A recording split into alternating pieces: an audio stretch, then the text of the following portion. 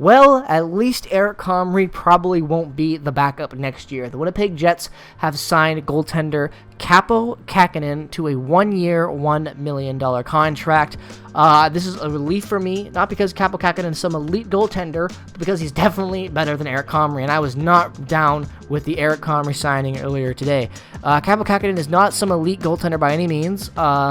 He has struggled as of late. He's been on some kind of bad teams, obviously playing on San Jose for a majority of last year before being traded to the New Jersey Devils, where he was okay.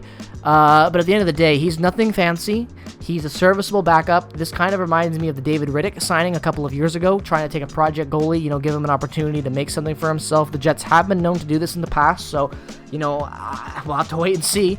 But at the end of the day, this is definitely a better signing and a sigh of relief in my case for the backup goaltending position.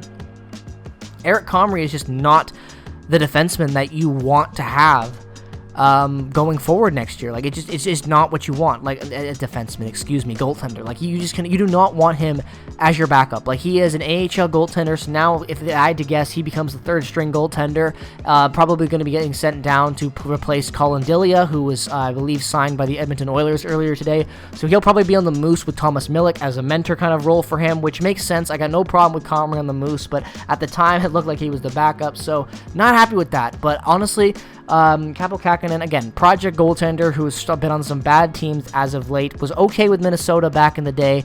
We're going to have to wait and see with this one. Like, this could work out fine for the Jets. David Riddick wasn't terrible for us. Big Save Dave made some big saves, and he wasn't terrible. Laurent Brossoit was atrocious when we first acquired him years back, and, look what we turned him into.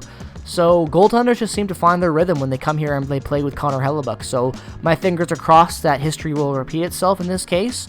But at the end of the day, I am just jumping for joy that Eric Comrie will not be the backup for the Winnipeg Jets. And it's nothing against Eric Comrie. He's a great dude, great for the franchise, very likable guy. Got nothing against him. He's just not an NHL caliber goaltender, in my opinion. And I've been against him being the Jets' backup for a while now, going back to when he was the backup here during the COVID years before Buffalo even signed him. So I'm relieved in that case that they actually have a backup goaltender with some NHL experience last year that played more than Eric Comrie did.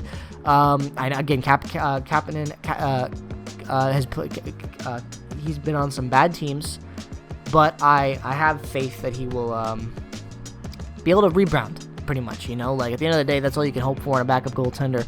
He's not flashy, he's been on bad teams, and his record is not impressive.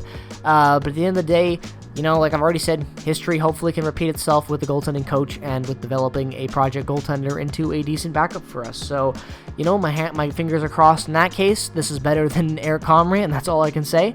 So let me know your guys' thoughts down on this entire day for free agency for the Winnipeg Jets. They really didn't do much, and I think that's a great thing with all the overpayments. I am just glad that they upgraded the Eric Comrie signing, because if that was the only move they made, that is a massive disappointment in my opinion. So this is a better signing. This is more concrete. This feels more NHL instead of a minor league move like signing Eric Comrie. So I'm happy with that. I'm good with this signing. Gonna be curious to see how he plays for us next year. So let me know your thoughts down in the comment section below. As always, make sure to follow me on Twitter, Instagram. Check out all the other affiliate links down in the description below, and hit that comment section and let me know your thoughts on free agency. Not only for the Jets, just every other team. What contract you think is the best? What contract you think is the worst? I'd love to hear all your guys' thoughts down in the comment section below, as well as what type of videos you'd like to see potentially going over the next couple of weeks with the off season. Let me know your thoughts down in the comment section below. As always, peace and positivity. Go Jets, go! And I will see you guys in the next one very, very soon. It'll all be over.